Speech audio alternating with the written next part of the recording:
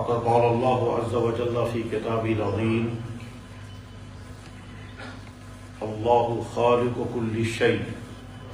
وقال الله عز وجل ذلكم الله ربكم خالق كل شيء. وقال الله تبارك وتعالى الله لا إله إلا هو الحي القيوم لا تأخذه سنة ولا نوم. وقال الله عز وجل إن الله فالق الحب والنوى ويخرج الحي من الميت ويخرج الميت من الحي. وقال الله عز وجل هو الذي جعل لكم السمع والأبصار والأفئدة لعلكم تشكرون. وقال الله عز وجل ألم نجعل له عينين ولسانا وشفتين وهديناه النجدين. وقال الله عز وجل قل اللهم مالك الملك تؤتي الملك من تشاء وتنزع الملك ممن تشاء وتعز من تشاء وتذل من تشاء بيدك الخير إنك على كل شيء قدير تولج الليل في النهار وتولج النهار في الليل وتخرج الحي من الميت وتخرج الميت من الحي وترزق من تشاء بغير حساب. صدق الله مولانا العظيم وصدق رسوله النبي الكريم ونحن على ذلك لمن الشاهدين والشاكرين والحمد لله رب العالمين. سلام على خير الأنام وسيدي حبيب الله العالمين محمد بشير النذير هاشمي مكرم عطوف الرؤوف من يسمى بأحمد. يا رب صل وسلم دائما أبدا على حبيبك خير الخلق كلهم. محترم بزرگوں دوستو، اللہ نے انسان کو عقل عطا فرمائی ہے. اس عقل کے ذریعے سے انسان زندگی کے ہزاروں معاملات کو سمجھتا بھی ہے اور حل بھی کرتا ہے. لیکن کچھ چیزیں ایسی بھی ہیں جن کو انسان اس عقل سے نہیں سمجھ سکتا، از خود اس کو حل نہیں کر سکتا. ان چیزوں میں سب سے بڑی چیز، سب سے اہم ترین چیز کیا ہے؟ جواب، اس دنیا کا سب سے مشکل ترین کام، اس دنیا کا سب سے مشکل ترین کام یہ ہے کہ اس دنیا اور دنیا کی تمام مخلوقات کے پیدا کرنے والے کو ہم پہچان جائیں. یہ مشکل کیوں ہے؟ اس وجہ سے مشکل ہے کہ وہ ہمیں نظر نہیں آتا، اس کی بات ہم براہ راست سن نہیں سکتے، اس سے ملاقات نہیں ہو سکتی، وہ ہم سے براہ راست خطاب نہیں کرتا، اس کو دیکھنا اور چھونا ممکن نہیں ہے، اس سے رابطہ کرنا مشکل ہے. تو اس لیے انسان کے لیے بہت مشکل ہے یہ سمجھے کہ مجھے کس نے پیدا کیا، اس کائنات کو کس نے پیدا کیا، اس کائنات کو کون چلا رہا ہے، اور اس کائنات کے چلانے کے لیے جو تمام عوامل کام کر رہے ہیں ان عوامل کے پیچھے طاقت کون سی ہے، کیونکہ وہ نظروں کے سامنے نہیں ہے. اس لیے خالق کا سمجھنا اس دنیا کا مشکل ترین معاملہ ہے. انسان کو عقل تو ملی ہے، اس عقل کے ذریعے سے بہت کچھ وہ سمجھ سکتا ہے، لیکن یہ عقل ایک جگہ جا کر رک جاتی ہے اور وہاں سے آگے یہ اپنا کام نہیں کر پاتی. ہم اس وقت اللہ کے گھر میں ہیں، ہماری عقل یہ کہتی ہے کہ اس مسجد کی تعمیر میں کچھ انسانوں نے بہت محنت کی ہے، لیکن وہ انسان کون ہے یہ عقل نہیں بتا سکتی. عقل یہ تو کہتی ہے کہ یہ مسجد کو کھڑی نہیں ہوئی. کچھ افراد ہوں گے جنہوں نے پلان بنایا، کوئی آرکیٹیکچر ہوگا جنہوں نے نقشہ بنایا، کوئی انجینئر ہوں گے جنہوں نے اس میں محنت کی، نگرانی کرنے والے نگرانی کر رہے ہوں گے، مٹیریل لانے والوں نے مٹیریل لایا، اور اس کے بعد پھر مستریوں نے آرکیٹیکٹ اور انجینئروں کی رہنمائی کے مطابق اس کو کھڑا کیا، ہر جگہ ڈیزائننگ کی، بہتر سے بہتر خوبصورت سے خوبصورت بنایا. یہ سب کچھ ہمیں نظر آ رہا ہے، لیکن وہ افراد ہیں کون؟ یہ عقل سے اگر پوچھیں گے کہ یہ بتا دو وہ ہیں کون، تو یہ عقل جواب نہیں دے سکتی. عقل کہے گی یہ جا کر آپ کو معلوم کرنا پڑے گا انتظامیہ والوں سے، اس ادارے سے، پھر معلوم کر کے پھر ان افراد سے جب تمہاری ملاقات ہوگی تو پتہ چلے گا یہ کون ہے. اور اگر تمہاری ان سے ملاقات نہ ہو سکے بس وہ ہے ہی نہیں دنیا میں تو تم نہیں جان سکتے، عقل کی جگہ جا کر رک جاتے، کیونکہ اللہ کے ذات عالی کو انسان اپنی عقل سے نہیں سمجھ سکتا، اور جب سمجھنے کی کوشش کرتا ہے تو بھٹک جاتا ہے۔ چنانچہ بھٹکنے والے بھٹک گئے، بے شمار انسان ہمیشہ اور آج زیادہ ہی یہ کہتے ہیں کہ کائنات خود بخود بنی۔ بے شمار انسان آج بھی ایسے ہیں کہ جو کائنات کے خالق کو ڈھونڈنے اور سمجھنے کے لیے نکلے تو انہیں مخلوقات کو خدا بنا دیا۔ بے شمار انسان وہ ہیں جب اس کائنات کو خالق کو ڈھونڈنا چاہا تو خالق کے بجائے انہوں نے مخلوقات کے ہزاروں کو نہیں کروڑوں کو اپنا خدا بنا دیا۔ بے شمار انسان وہ ہیں کہ جنہوں نے خالق کو ڈھونڈا تو خالق کے بجائے مخلوق کو کہا یہی خدا ہے، وہ تین ہے۔ غرض یہ کہ اللہ کی ذات عالی کے متعلق انسان ہمیشہ سرگرداں رہا ہے اور انسان اپنی عقل سے نہیں سمجھ سکتا۔ تو اب دنیا کے انسانوں کے لیے اس کا حل کیا ہے؟ تو جواب، اللہ جل شانہ نے اپنا تعارف خود جو کرایا اور اللہ کے نبیوں نے اللہ کی ذات عالی کو جو تعارف کرایا، بس وہی آخری راستہ انسانوں کے پاس ہے کہ اللہ کو ہم سمجھیں اللہ کے اپنے بیانات کے مطابق اور اللہ کو ہم سمجھیں نبیوں کے بیانات کے مطابق، تو راستہ صحیح ملے گا۔ اور اگر اللہ کو اللہ کے بیان سے ہٹ کر سمجھنے کی کوشش کی جائے گی تو وہی ہوگا جو دنیا کے بے شمار اقوام کا ہو گیا۔ اس وقت جو آیتیں پڑھی گئی ہیں ان آیتوں کی روشنی میں ہم یہ جاننے کی کوشش کریں گے اللہ کی ذات عالی کیا ہے،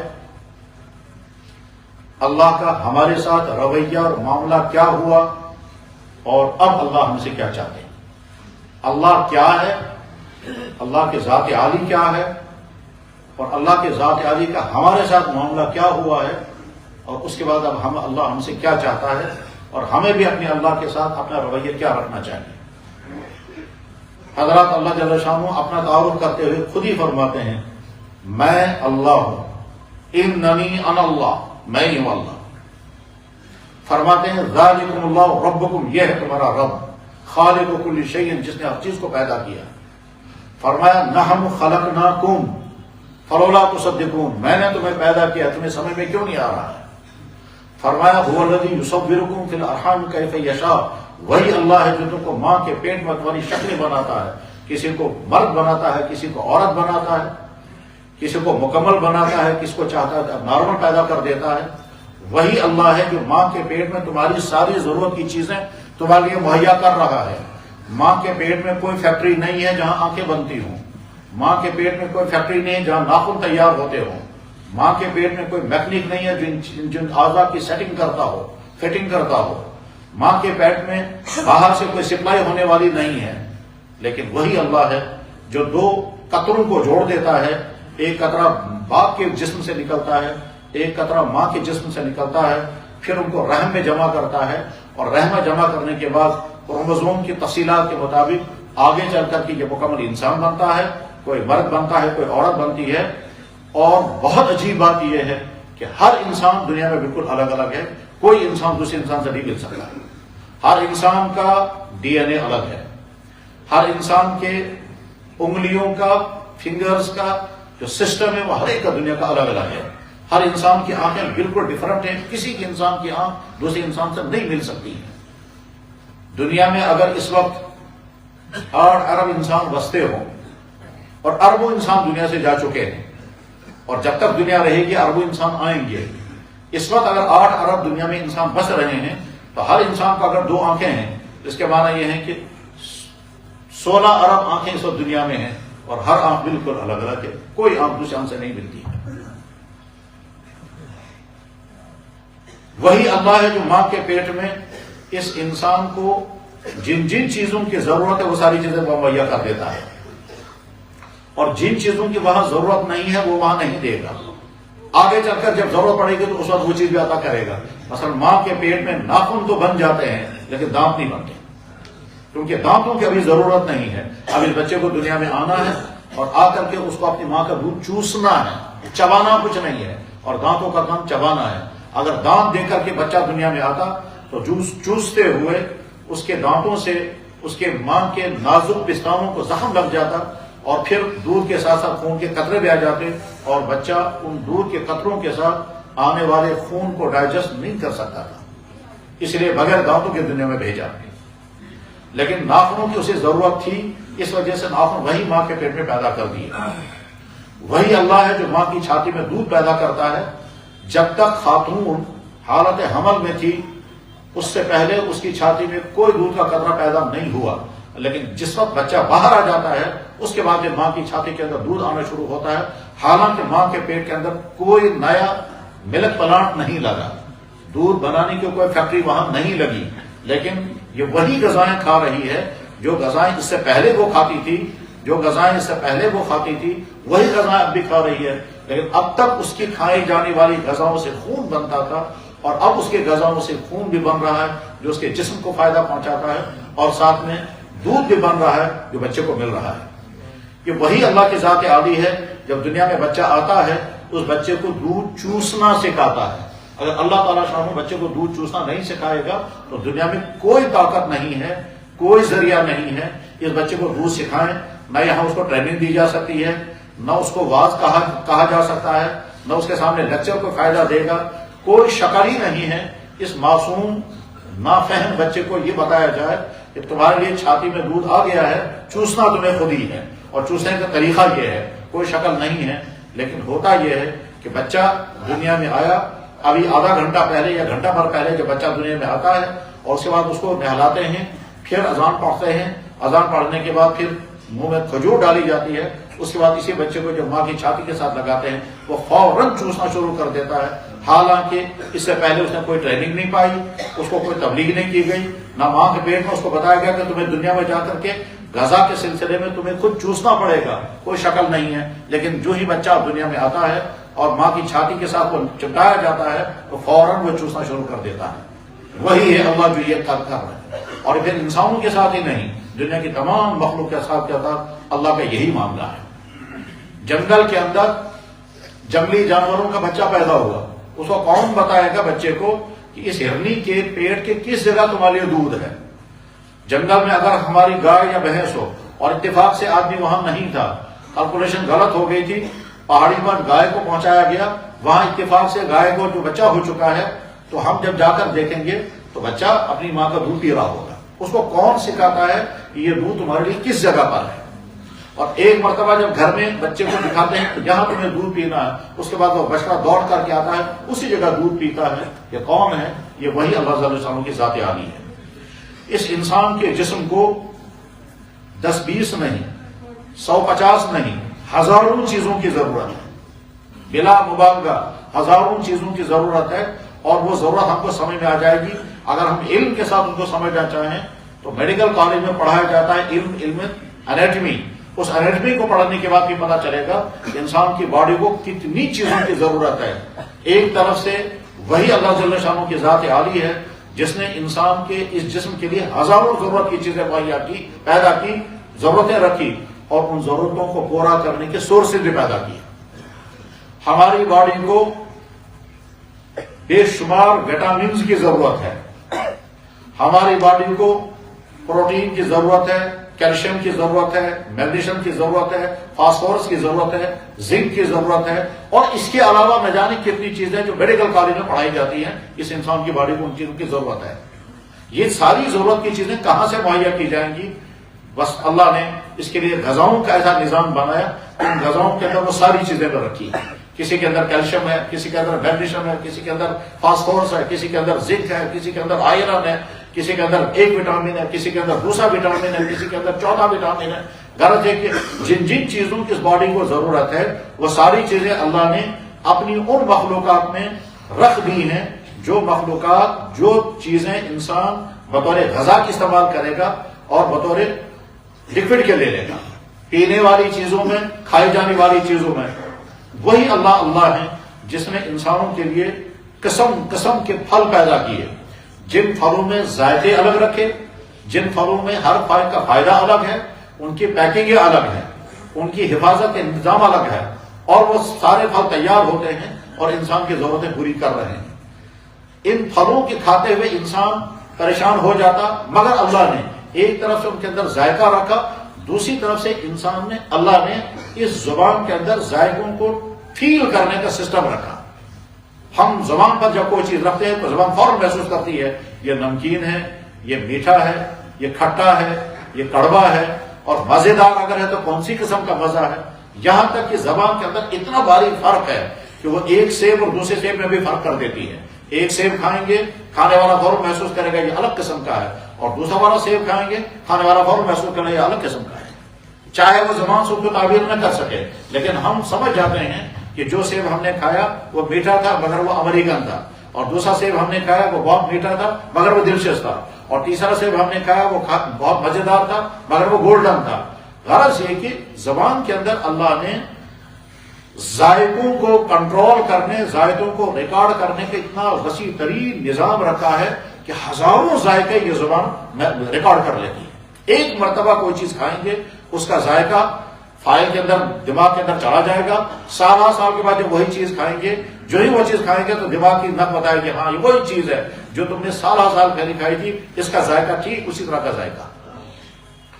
دنیا میں انسان کو نہیں معلوم تھا کہ مجھے بدبو سے بچنا ہے اور خوشبو سے مجھے فائدہ اٹھانا ہے، اور بدبو میری صحت کے لیے مضر ہے. انسان کو کیسے پتہ چلتا؟ لیکن اللہ نے اس ناک کے اندر سسٹم رکھا ہے جو بو کو محسوس کر لیتا ہے، چاہے وہ خوشبو ہو چاہے وہ بدبو ہو. انسان زندگی نہیں گزار سکتا تھا جب تک اس کے لیے ہوا نہ ہو. یہ پرانے زمانے کا خیال تھا، لیکن آج کے زمانے چونکہ انفارمیشن کا زمانہ ہے، نالج کا زمانہ ہے، سائنس کی تحقیقات کا زمانہ ہے. آج سارے لوگ جانتے ہیں کہ انسان ہوا سے زندہ نہیں ہے، انسان آکسیجن سے زندہ ہے، اور آکسیجن نہیں ہوگی تو انسان مر جائے گا. چاہے باقی ساری گیسیں موجود ہوں گی، تھوڑی دیر لگ جائے گی اور انسان مر جائے گا. چنانچہ اگر کسی کمرے کے اندر آکسیجن ختم ہو جائے کسی بھی وجہ سے، اس کے بعد جو زندہ انسان تھے چاہے وہ جاگ رہے تھے چاہے سوئے ہوئے تھے، فوراً ان کی موت ہو جائے گی. اور اس کے تجربے بار بار ہوتے رہتے ہیں کہ کمرے میں آکسیجن ختم ہو گئی تھی اور کاربن ڈائی آکسائڈ پھیل گیا تھا، کیونکہ انہیں کمرے کو بند رکھا، اور کمرے کو بند رکھنے کے بعد پھر اس میں بخاری جلائی، جس بخاری نے بہت زیادہ کاربن مونو آکسائڈ نکالا، کاربن ڈائی آکسائڈ نکالا، آکسیجن ختم ہو گیا آدھی بھر میں. وہ اللہ وہی اللہ ہے کہ جو ایک طرف سے آکسیجن کو جنریٹ کرتا ہے اور دوسری طرف سے آکسیجن کو بیلنس کرتا ہے. آکسیجن زیادہ ہو جائے گی تو بھی زندگی نہیں چل سکتی، کم ہو جائے گی تو بھی زندگی نہیں چل سکتی، اور انسان کو نہیں معلوم ہے یہ سارا کیسے چل رہا ہے. یہ وہی اللہ کی ذات عالی ہے جو ہر جگہ تک بندوں تک آکسیجن پہنچاتی ہے. حتیٰ کہ انسان اگر رات کو سویا ہوا ہو، کمرے سارے بند ہوں، کھڑکیوں سے اندر سے باہر سے کوئی ہوا آنے کا سسٹم نہ ہو، سخت سردیوں میں چاروں طرف سے انسان کمروں کو دروازوں کو بند کر دیتا ہے اور باہر کی ہوا اندر نہیں آنے دیتا ہے کیونکہ وہ ٹھنڈی ہوا ہوتی ہے. ٹھیک ہے، اندر سویا ہوا ہے، سر کے اوپر لحاف لے کر کے 8-10 گھنٹے انسان سوتا ہے، صبح جب اٹھتا ہے تو وہ زندہ ہوتا ہے. اس کے معنی یہ ہے کہ اس کے بسترے کے اندر بھی اس کو آکسیجن ملی ہے. اگر وہ نہیں ملی ہوتی تو انسان زندہ کیسے ہوا؟ ایک کمرے کو بند رکھا گیا 24 گھنٹے بلکہ ہفتوں تک. تھوڑی دیر کے لیے دروازہ کھلتا ہے اور بند ہوتا ہے. یہ جو تھوڑی دیر دروازہ کھلتا ہے اور بند ہوتا ہے، اسی تھوڑی دیر میں اللہ تعالیٰ اندر آکسیجن داخل کر دیتے ہیں تاکہ اندر رہنے والے انسانوں کی ضرورت پوری ہو جائے. انسان زندگی نہیں گزار سکتا تھا جب تک اس کے لیے غذائیں نہ ہوں. اللہ جل شانہ نے غذاؤں کا ایسا وسیع ترین نظام کھڑا کیا کہ اس زمین میں ساری غذائیں نکلتی ہیں، اسی زمین سے ساری سبزیاں نکلتی ہیں، اسی زمین سے سارے پھل پیدا ہوتے ہیں، اور وہ انسان کی ضرورت پوری کر رہے ہیں. انسان کو اس کے علاوہ بھی کچھ چیزوں کی ضرورت تھی جو انسان خود مہیا نہیں کر سکتا تھا. مثلا انسان کی باڈی کو دودھ کی ضرورت ہے، گوشت کی ضرورت ہے، اور یہ دونوں چیزیں انسان خود مہیا نہیں کر سکتا. اللہ نے اس کے لیے جانوروں کا ایک نظام کھڑا کیا اور قسم قسم کے جانور بنائے، اور وہ جانور ہماری ضرورت کے مطابق ہمیں فائدہ پہنچا رہے ہیں. کچھ جانور سواری کا کام دیتے ہیں، کچھ جانور دودھ دے رہے ہیں، کچھ جانور اون دے رہے ہیں، کچھ جانور گوشت مہیا کرتے ہیں. اور سامنے عجیب بات یہ ہے کہ وہ جانور ہم سے زیادہ طاقتور ہونے کے باوجود ہمارے ماتحت ہیں. ہم جیسے چاہیں جانوروں کو استعمال کر سکتے ہیں، حتیٰ کہ ہاتھی جیسا بڑا سرکش جانور انسان کے ماتحت ہے. اونٹ انسان سے بہت زیادہ طاقتور ہے مگر انسان کے ماتحت ہے. بیل انسان سے بہت زیادہ طاقتور ہے مگر انسان کے ماتحت ہے. اللہ فرماتے ہیں میں نے یہ جانور بنائے تمہارے لیے. هو الذی خلق، میں نے یہ جانور بنائے تو اولم یروا انا خلقنا لهم مما عملت ایدینا انعاما. تم غور نہیں کرتے ہو کہ میں نے یہ جانور اپنے ہاتھوں سے بنائے. فهم لا مالکون، اور تم مالک بن جاتے ہو. وَذَلَّلْنَاهَا لَكُمْ، اور ان جانوروں کو میں نے تمہارے ماتحت بنا دیا. تم جیسے چاہے ان کو استعمال کر سکتے ہو، انکار نہیں کریں گے. گائے کبھی نہیں کہتی ہے دودھ میرے بچے کے لیے تم کیوں مجھ سے لے رہے ہو. لیکن اللہ جل شانہ کی ذات عالی وہ ہے کہ گائے کے جسم کے اندر اتنا دودھ پیدا کر دیتا ہے، ایک طرح سے بچے کی ضرورت پوری ہوتی ہے، ایک طرح سے ہماری ضرورت پوری ہوتی ہے. گھوڑی دودھ دینے والا جانور نہیں ہے، سواری دینے والا جانور ہے، اس لیے گھوڑی کے جسم میں دودھ اتنا ہی پیدا ہوگا جتنا اسے بچے کی ضرورت ہے. گدھا دودھ دینے والا جانور نہیں ہے، سواری دینے والا، بوجھ اٹھانے والا جانور ہے، اس لیے اس کے جسم میں اتنا ہی دودھ پیدا ہوگا جس سے اس کے بچے کی ضرورت پوری ہو جائے. ہمیں اسے دودھ نہیں ملے گا کیونکہ وہ دودھ دینے کا سسٹم اس کا جو ہے وہ لمٹ ہے، محدود ہے. اللہ جل شانہ کی ذات عالی وہ ہے کہ جس نے دنیا میں درخت بنائے. ان درختوں میں سے کچھ درختوں سے ہمیں پھل ملتے ہیں، اور درختوں کا ایک بہت لمبا نظام ہے جن درختوں کے ذریعے سے ہماری تعمیرات کی ضرورت پوری ہو رہی ہے. کیونکہ اللہ جل شانہ جانتے میں نے اپنے بندے کے لیے ضرورت پیدا کی ہے، اس کو مکان بنانا ہے. اس مکان بنانے کے لیے اس کو مٹیریل چاہیے. اللہ نے مٹی رکھی، پتھر رکھے، درخت پیدا کیے. ان درختوں کے ذریعے سے ہماری تعمیرات کی ضرورت پوری ہو رہی ہے. لیکن کچھ درخت اللہ تعالیٰ شام نے پیدا فرمائے تاکہ انسانوں کی پھلوں کی ضرورت پوری ہو جائے. پھل دینے والے درخت جو ہیں وہ ٹمبر کا کام نہیں دیتے، اور ٹمبر والے درخت جو ہیں ان کے اندر پھل نہیں ہوا کرتا. جو تعمیرات کے درخت ہیں ان میں کوئی پھل نہیں آئے گا، اور جو پھلدار درخت ہیں وہ تعمیرات میں کام نہیں آتے ہیں. کیوں؟ اگر تعمیرات اور پھلدار درخت ایک ہی ہوتے تو انسان سوچتا ہے کہ اگر میں کاٹوں گا تعمیر کے لیے تو پھل نہیں ملے گا، اور اگر رکھوں گا پھل کی وجہ سے تو تعمیر کیسے کروں گا. اسے اللہ نے دونوں کو الگ الگ کر دیا. تعمیر کے لیے تمہارے یہ درخت ہیں اور پھلوں کے لیے تمہارے پاس یہ درخت ہیں. پھر ان درختوں ہی کا نظام اللہ نے اتنا وسیع ترین بنایا کہ درخت فضا کے اندر پھیلی ہوئی آکسیجن، فضا کے اندر پھیلی ہوئی وہ گیس جو انسان کی صحت کے لیے مضر ہے، جس کو کہتے ہیں کاربن ڈائی آکسائڈ، درخت اس کو کھینچ لیتے ہیں. اور اللہ نے یہ گیس درختوں کی غذا بنائی. پھر درخت اندر وہ گیس لیتا ہے اور اس کو پھر کنورٹ کرتا ہے آکسیجن میں، اور آکسیجن میں کنورٹ کر کے پھر باہر پھینک دیتا ہے، اور وہ باہر جب آتے ہیں تو انسانوں کی ضرورت کو پوری کر رہی ہے.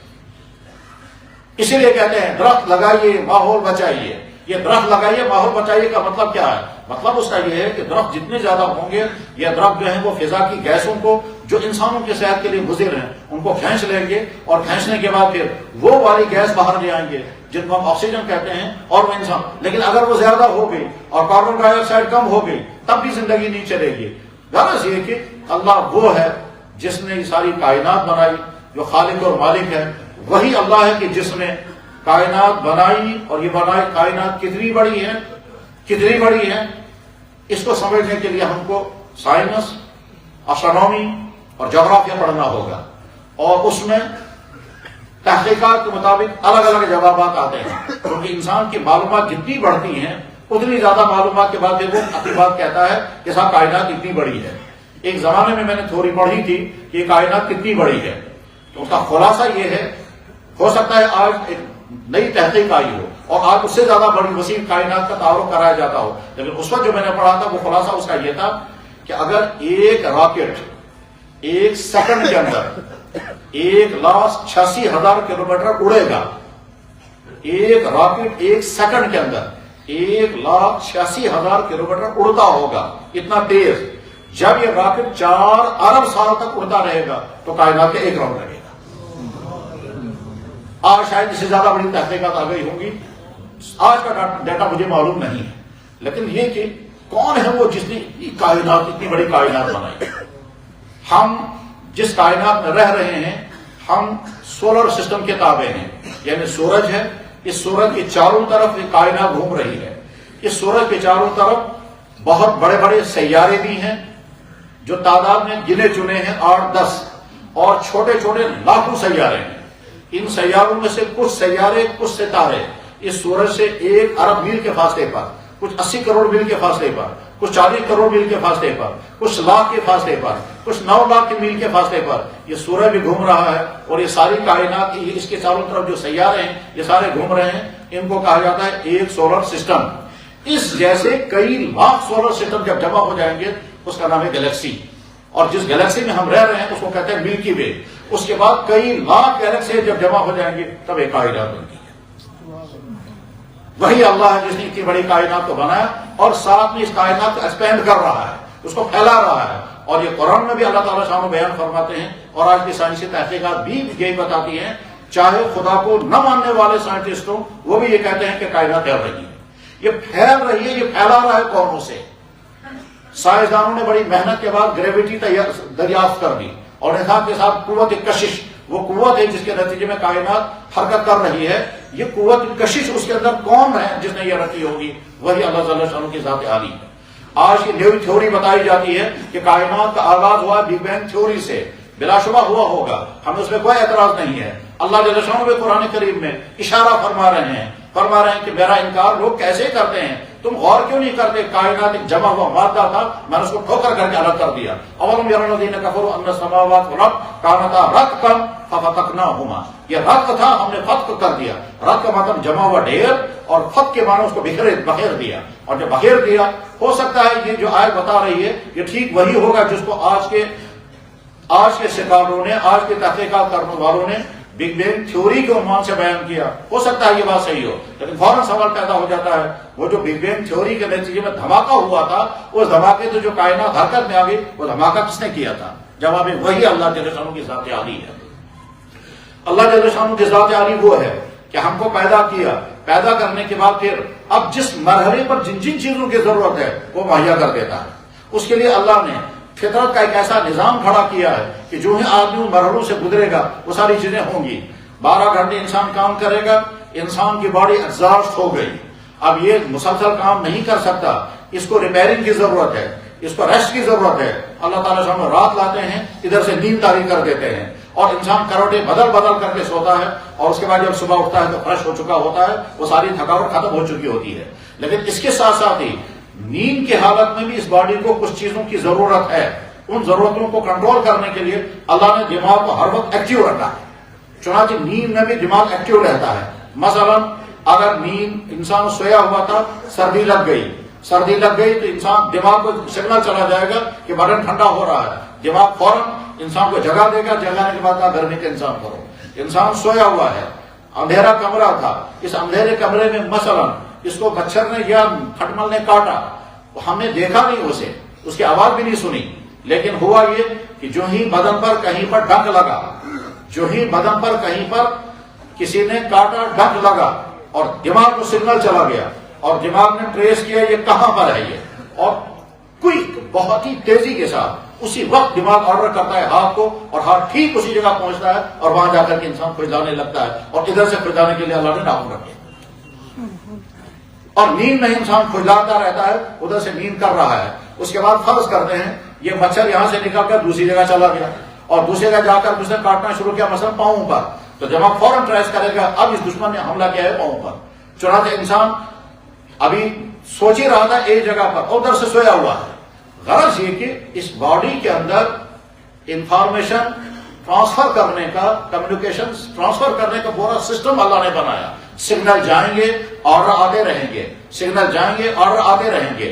مثلا ہم بیٹھے ہوئے ہیں مسجد میں، ہو سکتا ہے کسی بھائی کو باتھ روم جانے کی ضرورت محسوس ہو رہی ہوگی، ٹھیک ہے، لیکن اس کا ارادہ یہ ہے کہ جب تک ہم نماز مکمل نہیں کریں گے تب تک ہم یہی ہیں، کیونکہ مجھے نماز پڑھ کر کے نکلنا ہے. تو اب اس نے اس لاٹرین کی ضرورت کو کنٹرول روک کر کے رکھا ہے. یعنی چھوٹا پیشاب اور بڑا پیشاب، یا اگر پیٹ کے اندر گیس پیدا ہوئی ہو اس کو روک کر رکھا ہے. یہ روک کر رکھنے کا سسٹم کس نے رکھا ہے؟ وہی ہے اللہ جل شانہ کے ذریعے.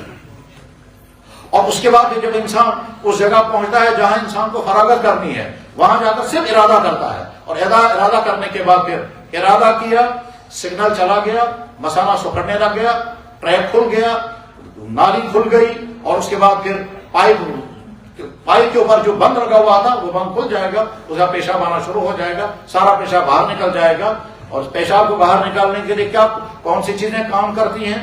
پورا یورینری ٹریکٹ ہے، اور اس میں گردے کا بہت میجر کام ہے، اور اس میں پروسٹیٹ کا بہت ہی اہم ترین کام ہے.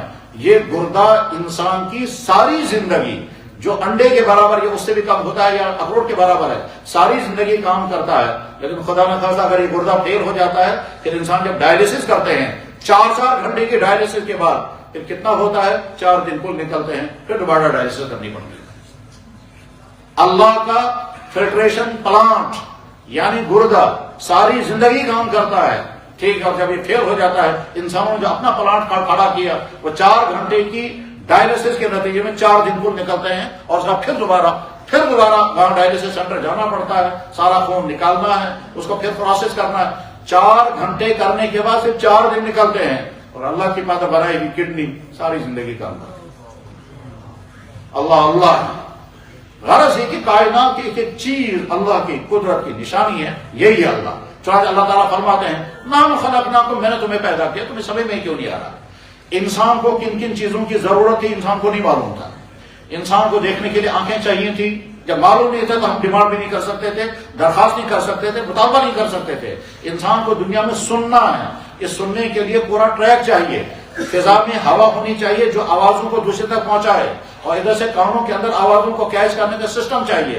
اگر فضا میں ہوا نہیں ہوگی، اس لیے جب 200 کلومیٹر سے اوپر چلے جائیں گے وہاں کوئی آواز نہیں سن سکتا، کیونکہ وہاں آواز دوسرے تک پہنچنے کا سسٹم نہیں ہے۔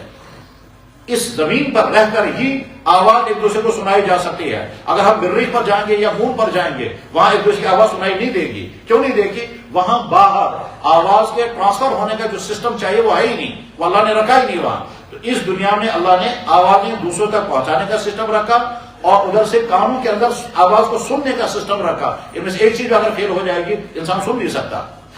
انسان کو نہیں معلوم تھا کہ دنیا میں مجھے بولنا ہے، اس بولنے کے لیے مجھے پورا سسٹم چاہیے۔ اللہ جل شانہ نے اس کو زبان عطا کی، اور اس باڈی کے اندر بہت ہی نازک، بلکہ سب سے زیادہ نازک پارٹ کون سا؟ یہ انسان کی زبان، جس میں ہڈی نہیں ہے، جس میں نرو نہیں ہے، جس میں پٹھے نہیں ہیں، جس میں عذاب نہیں ہے، بالکل ایک گوشت کا ٹکڑا ہے۔ لیکن یہ گوشت کا ٹکڑا ایسے کام کرتا ہے، ایک طرف سے اس کے اندر ذائقہ ہے، دوسری طرف سے اس میں بولنے کی طاقت ہے، تیسری طرف سے اسی زبان کے ذریعے سے منہ کے اندر پانی نکلتا ہے، جو پانی انسان کے ڈائجسٹو سسٹم کے لیے نہایت ضروری ہے۔ اگر وہ پانی پیدا ہونا بند ہو جائے، منہ خشک ہو جائے، منہ خشک ہونے کے بعد انسان سو نہیں سکتا، منہ خشک ہونے کے بعد پھر انسان غذا کھا نہیں سکتا، حلق سے نیچے اتار نہیں سکتا۔ اللہ تعالیٰ قرآن کریم میں کہتے ہیں اولم یتفکروا فی انفسہم، تم اپنے جسموں پر غور نہیں کرتے؟ میں نے تمہارے جسموں میں کیا کیا کیا؟ میرے بھائیوں، غور کرنے کا مزاج بنائیں، اس نیت سے ہم اللہ کو پہچانیں گے۔ ان فی خلق السماوات والارض، آسمان و زمین کی تخلیق، انسانوں کی تخلیق میں انسانوں کے لیے نصیحتیں ہیں۔ سنریہم آیاتنا فی الآفاق وفی انفسہم، میں اپنے رب ہونے کی، اپنی قدرتوں کی، اپنی رحمتوں کی نشانیاں کائنات کے چپے چپے پر تمہیں دکھا دوں گا، اور خود تمہارے جسم میں بھی۔ وفی انفسکم، اللہ تعالیٰ فرماتے وفی انفسکم افلا تبصرون، تمہارے جسموں میں میری قدرت کی نشانیاں تمہیں سمجھ میں کیوں نہیں آتا؟ تم کیوں غور نہیں کرتے؟ اللہ جل شانہ اپنا تعارف خود کراتے ہیں۔ اگر اللہ جل شانہ اپنا تعارف خود نہ کراتے تو ہم نہیں پہچان سکتے تھے اللہ کی ذات عالی کیا ہے۔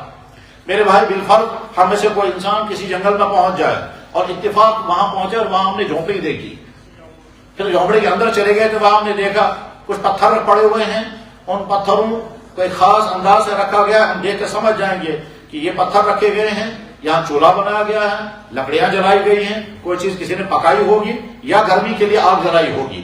پھر ہم نے دیکھا کیلے کے چھلکے پڑے ہوئے ہیں، ہم نے وہاں دیکھا کچھ بسکٹ کے کور بھی پڑے ہوئے ہیں، ہم فوراً سمجھ جائیں گے کسی انسان نے یہ جھونپڑی بنائی ہے، کوئی انسان یہاں رات کو رہا ہوگا، کسی انسان نے یہ آگ جلائی ہوگی، کسی انسان نے یہاں بیٹھ کر کچھ کھایا ہوگا، اس کی بڑی ہوئی چیزیں یہاں ہیں۔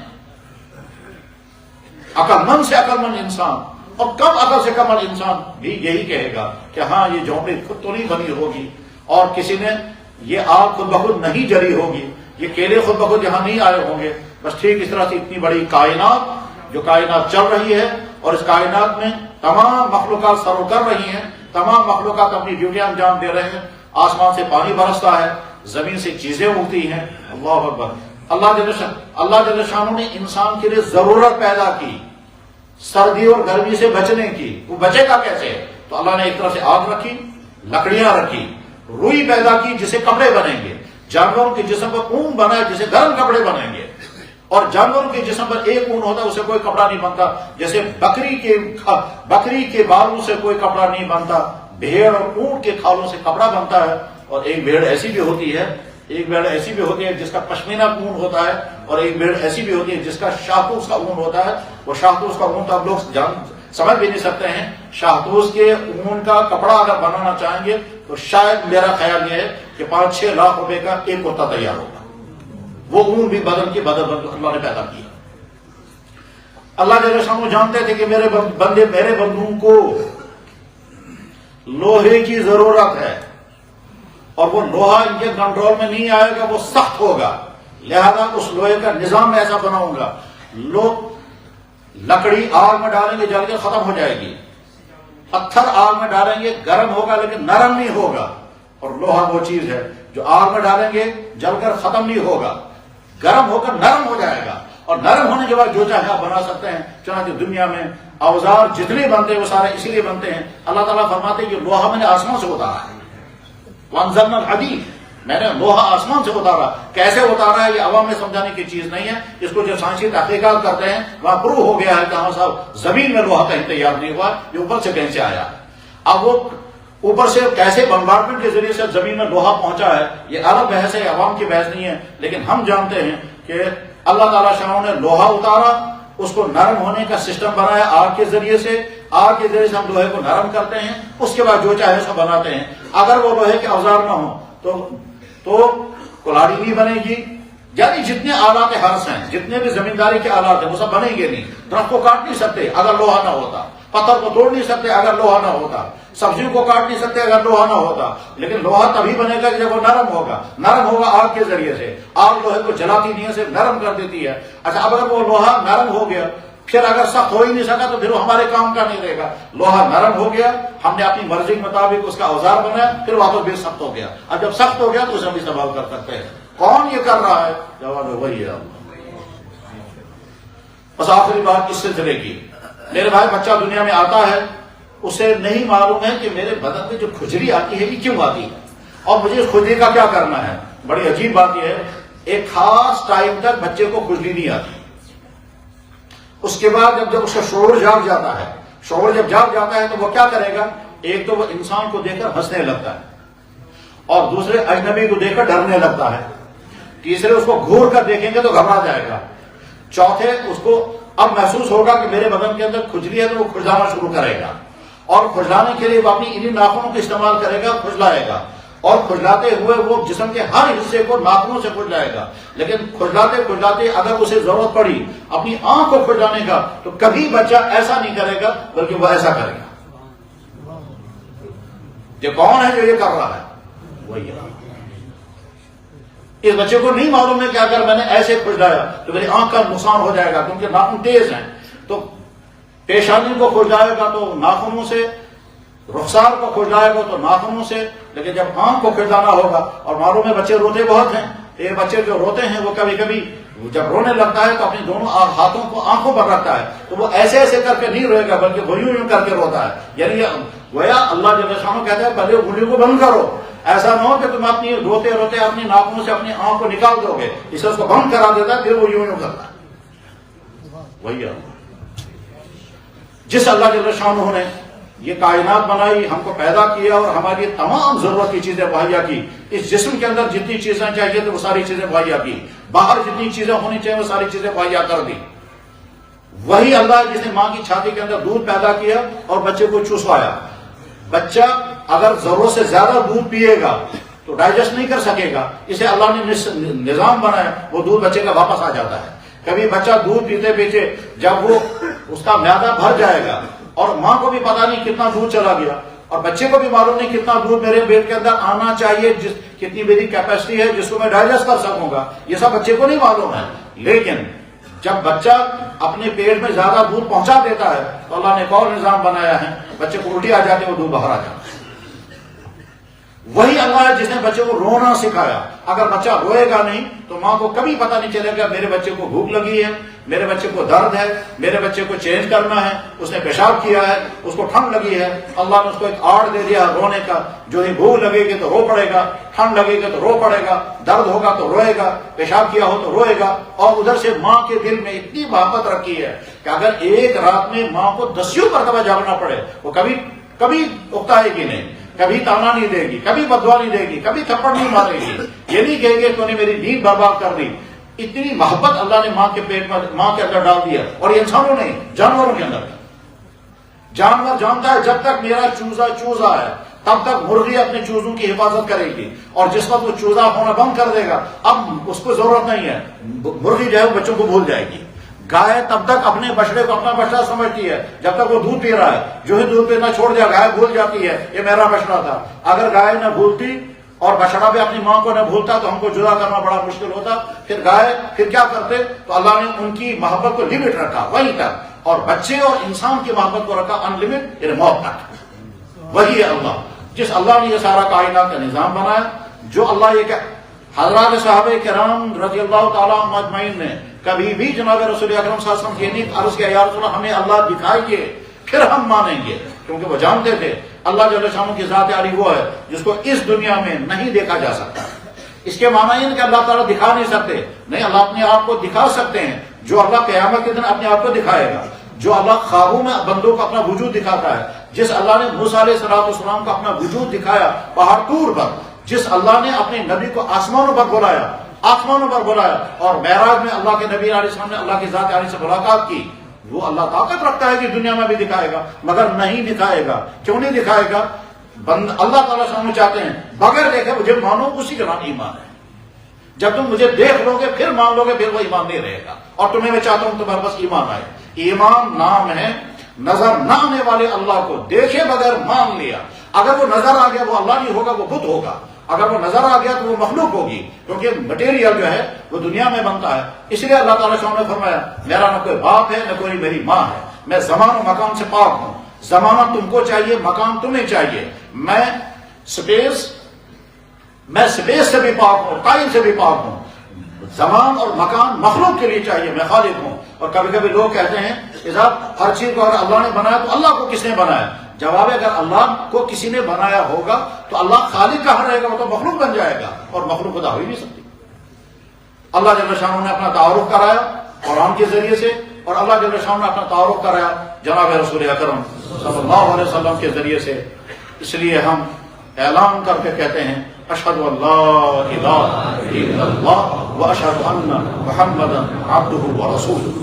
صحابہ کرام نے جب سر کیا یا رسول اللہ قیامت کے دن ہم اللہ کو دیکھیں گے، آپ نے فرمایا جس طرح سے تم دوپہر کے وقت سورج کو دیکھتے ہو، جس طرح سے تم 24ویں رات کے چاند کو جب بادل بالکل نہ ہو کھلا ہوا دیکھتے ہو، کذالک ترون ربکم، اسی طرح تم اپنے اللہ کو دیکھو گے۔ ہمارا اللہ وہ اللہ ہے جو ارحم الراحمین ہے، اور میرے بھائی اس اللہ نے ہمارے ساتھ معاملہ یہ کیا کہ ہم کو بغیر مطالبے کے ایمان کی دولت عطا فرمائی، ایمان والے کے گھر میں ہم کو پیدا کیا، گھر کے اندر ہمیں ایمان کی نعمت، ایمان کی دولت ملی۔ میرے بھائیوں دل کے کانوں سے یہ بات سنیں، بہت توجہ کے ساتھ سنیں اور غور کریں کہ اگر اللہ نے ہم کو ایمان والے گھر میں پیدا نہ کیا ہوتا تو ہم کہاں ہوتے؟ ہمارا نام کیا ہوتا؟ ہماری شکلیں کیا ہوتی؟ ہماری منزلیں کیا ہوتی؟ ہمارا تھاٹ کیا ہوتا؟ ہمارا مائنڈ سیٹ کیا ہوتا؟ ہماری چاہتیں کیا ہوتی؟ اور ہمارا انجام کیا ہوتا؟ اللہ نے ایمان والے کے گھر میں پیدا کیا۔ اللہ کو طاقت تھی پیدا ہی نہ کرتا، اور اللہ کو یہ بھی طاقت تھی اس گھر میں پیدا کرتا ہے جس گھر میں ایمان نہیں ہے۔ جیسے بے شمار اللہ کی مخلوق، بے شمار انسان جو 6.5 ارب کے قریب دنیا میں انسان ہیں، وہ جو ان گھروں میں پیدا ہو گئے اور بیچارے وہیں زندگی گزار رہے ہیں۔ وہ ہم میں سے کوئی شخص وہ گھر میں پیدا ہوا ہوتا تو جو بیچارے وہ زندگی گزار رہے ہیں وہی ہماری زندگی ہوتی۔ ہو سکتا ہے اس گھر میں دولتیں ہوتی، عیش ہوتے، فیسلٹیز ہوتی، عہدے ہوتے، عزتیں ہوتی، شہرت ہوتی، ساری وہ چیزیں جو دنیا میں چاہیے وہ ساری چیزیں ہوتی، ہمارا ایمان نہ ہوتا۔ ہم اس دنیا میں رہ کر اس اللہ کے مرضی کے خلاف زندگی گزارنے والے ہوتے ہیں، جس کو اللہ تعالیٰ شان فرماتے ہیں کہ میری زمین پر رہ کر میری چیزیں استعمال کر کے، میرا دیا ہوا جسم استعمال کر کے پھر کہتے ہیں ہم اللہ کو نہیں مانتے، نہ مجھے مانتے ہیں، نہ میرے حکموں کو ماننے کے لیے تیار ہیں۔ اللہ فرما رہے ہیں اولئک شر البریہ، کی بدترین مخلوق ہے۔ اور اس کے ساتھ فرمایا جنہوں نے مجھے مانا اور میرے حکم کے مطابق زندگی گزاری، اللہ فرما رہے ہیں اولئک هم خیر البریہ ان الذین کفروا من اہل الکتاب والمشرکین فی نار جہنم خالدین فیہا اولئک هم شر البریہ، بدترین مخلوق۔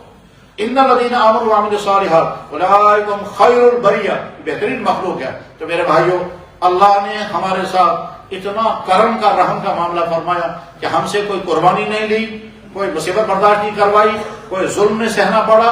ہم کو ایمان کی نعمت، ایمان کی دولت اپنے گھر کے اندر مل گئی. اور وہ کیسے مل گئی؟ ایمان والے گھر میں اللہ نے پیدا فرمایا. وہ ہمارا بھائی جس نے کسی اور جگہ سے لمبا سفر کر کے، ریسرچ کر کے، تحقیق کر کے، پھر اپنے آپ کو دیکھا میں کہاں ہوں، اور آگے دیکھا دین حق کہاں ہے، اور اس کے بعد پھر اس دین باطل کو چھوڑا. اور اس کو چھوڑنے کے لیے اس نے 1000 مرتبہ سوچا ہوگا چھوڑوں یا آگے بڑھوں.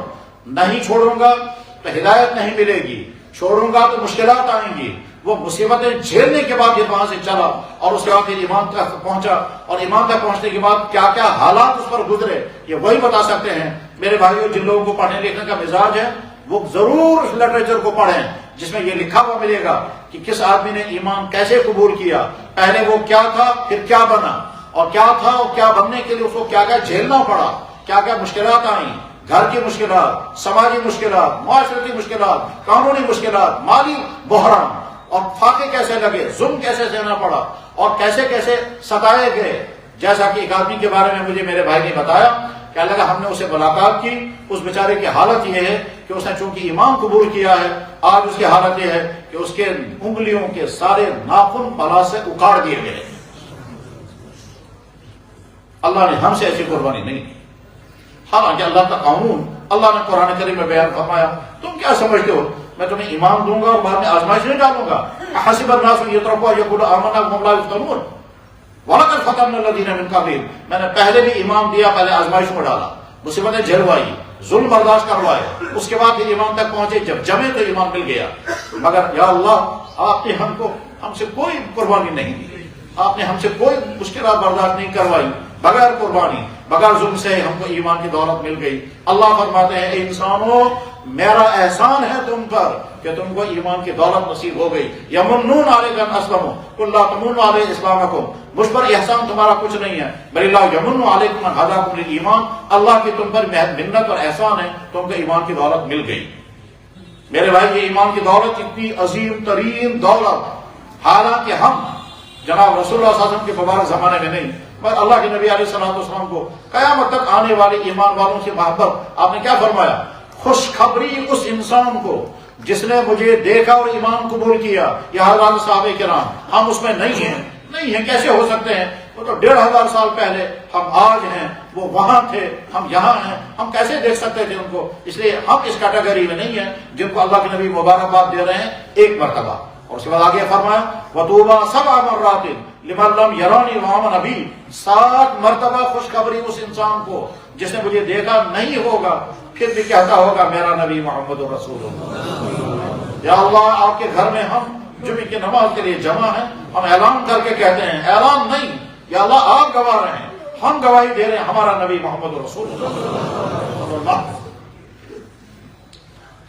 جب اللہ جل شانہ نے یہ ایمان کی دولت ہمیں عطا فرمائی ہے، میرے بھائی اب آگے فیصلہ کرنا ہے ایمان والی زندگی گزاریں گے یا ان جیسوں کی زندگی گزاریں گے جن کے پاس ایمان نہیں.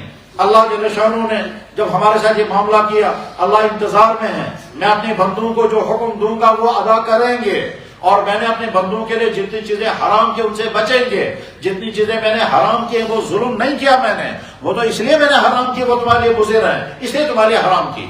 اگر میں نے سود حرام کیا، رشوت حرام کی، جناکاری حرام کی، چوری حرام کی، ظلم کرنا حرام، وہ اس لیے میں نے کیا تاکہ تمہاری زندگی برائیوں سے بچے. اللہ نے جتنی، ہر ایمان والے کو یقین رکھنا چاہیے، اللہ نے جتنی چیزوں کو حرام کیا ہے وہ حرام چیزیں انسان کو نقصان پہنچانے والی ہیں، اس لیے حرام کیا. ایسا ہو ہی نہیں سکتا کہ ایک چیز بڑی فائدے مند تھی، بہت مفید تھی اور انسان کو بڑی سوٹ کرنے والی تھی، اس کے باوجود اللہ نے حرام کر دی. ایسا کبھی نہیں ہو سکتا. کیوں؟ اللہ تو فرما رہے یہ ساری کائنات میں نے تمہارے لیے بنائی. هو الذی خلق لکم ما فی الارض جمیعا. وہی ہے جس اللہ نے ساری کائنات تمہارے لیے بنائی ہے. من حرم زینت اللہ الذی اخرج للعباد والطیب. میرے اپنے بندوں کے لیے جو کچھ بنا کون اس کو حرام کرے گا؟ تو جس اللہ نے مرد کے اندر عورت کی چاہت رکھی، جنسی چاہت رکھی، سیکچوئل ضرورت جس اللہ نے رکھی، اسی اللہ نے انتظام کیا، عورت پیدا کی. مگر ساتھ میں یہ فرمایا اپنی جنسی ضرورت پورا کرنے کے لیے تم نکاح کر لینا، اور نکاح کر کے تم چاہے 1 نکاح کرو، 2 نکاح کرو، 3 کرو، 4 کرو، اپنی ضرورت پوری، مگر زناکاری مت کر۔ میں نے تمہاری ضرورت پیدا کی، ضرورت پورا کرنے کے لیے میں نے وسائل رکھے، سورس رکھے، اس سورس کا ایک ٹریک جو ہے وہ غلط ہے، دوسرا ٹریک جو ہے وہ حلال۔ تو میں یہ کہتا ہوں کہ میں نے تمہارے بھوک رکھی، اس بھوک کو مٹانے کی میں نے غذائیں رکھی ہیں، ان غذاؤں کو غلط طریقے سے حاصل مت کرنا۔ میں نے تمہارے جسم کے اندر جنسی چاہت رکھی، مرد کے اندر عورت کی، عورت کے اندر مرد کی، اور ساتھ میں فرما رہے ہیں کہ دیکھو اس ضرورت ضرور پوری کرنا۔ یہ تمہاری ضرورت میں نے رکھی ہے، اس کو پورا کرو، اس کو پورا کیے بغیر تم رہ نہیں پاؤ گے، کیونکہ میں نے تمہارے اندر ایک پیاس رکھی ہے، اس پیاس کو بجھائے بغیر تم نہیں جی پاؤ گے۔ اور جب پیاس میں نے رکھی ہے تو اس کے لیے میں نے انتظام میں رکھا کہ ایک کو مرد بنایا، ایک کو عورت بنایا، تم نکاح کر کے زندگی گزارنا۔ اور اگر تم نکاح کے بغیر یہ کرو گے تو نتائج بھیانک نکلیں گے، بہت برے نتائج نکلیں گے۔ وہ نتائج کیا کیا نکلیں گے وہ بیان کرنے کا وقت نہیں ہے۔ تو غرض ہے کہ اللہ چاہتے ہیں جو چیزیں میں نے اپنے بندوں پر فرض کی ہیں وہ ادا کریں، اور جو چیزیں میں نے اپنے بندوں کے لیے حرام کی ان سے بچیں۔ اللہ نے فرض کیا نماز، اللہ نے فرض کی روزے، اللہ نے فرض کیے زکات، اللہ نے فرض کیا حج، اللہ نے فرض کیا حج، اللہ نے فرض کیا ماں باپ کی خدمت، اللہ نے فرض کیا ہے وعدے کی پاسداری، اللہ نے فرض کیا سچ بولنا، اللہ نے فرض کیا اخلاق اپناؤ، اللہ نے فرض کیا کسی پر ظلم مت کرو، اللہ نے فرض کیا کسی کو دکھ مت پہنچاؤ، اللہ نے فرض کیا کسی کا مال ہڑپ مت کرو۔ اللہ جتنی چیزیں اللہ نے فرض کی ہیں اس کو اللہ نے اور اللہ کے نبی نے تفصیل کے ساتھ بیان فرمایا، اور اسی اللہ نے ساتھ میں یہ بھی فرمایا یہ چیزیں جرم ہے، یہ مت کرنا۔ فرمایا شرک ہرگز مت کرنا، ماں باپ کی نافرمانی ہرگز مت کرنا، شرابی مت پینا، شراب جیسی دوسری نشے والی چیزیں استعمال مت کرنا، زناکاری مت کرنا، چوریاں مت کرنا، رشوتیں مت کھانا، سود مت کھانا، بد اخلاقی مت برتنا، کسی پر ظلم مت کرنا، وعدہ خلافی مت کرنا۔ ایک ایک چیز کو اللہ اور اللہ کے نبی نے الگ کر دیا۔ اس لیے ایمان والوں پر فرض ہے کہ وہ یہ سیکھیں وہ اللہ جو اللہ موجود ہیں، جو اللہ رحیم ہیں، جو اللہ قادر ہیں، جس اللہ نے کائنات کو بنایا، اور جو اللہ اس کائنات کو فنا کر کے سب کو اپنے سامنے کھڑا کرے گا، وہ اللہ ہم سے کیا کروانا چاہتا ہے وہ ہم کریں، اور وہ اللہ ہم سے کن چیزوں کو منع کر کے روکنا چاہتے ہیں ان سے ہم رکیں۔ اور اگر اس طرح سے زندگی گزاریں گے تو اللہ فرماتے ہیں من عمل صالحا من ذکر او انثى وهو مؤمن، کہ جو اس طرح سے زندگی گزارے گا جیسے میں نے کہا، اور ایمان قبول کرنے کے بعد اعمال صالحہ کرے گا، فَلَنُحْيِيَنَّهُ حَيَاةً طَيِّبَةً، میں اس کو حیات طیبہ عطا کروں گا۔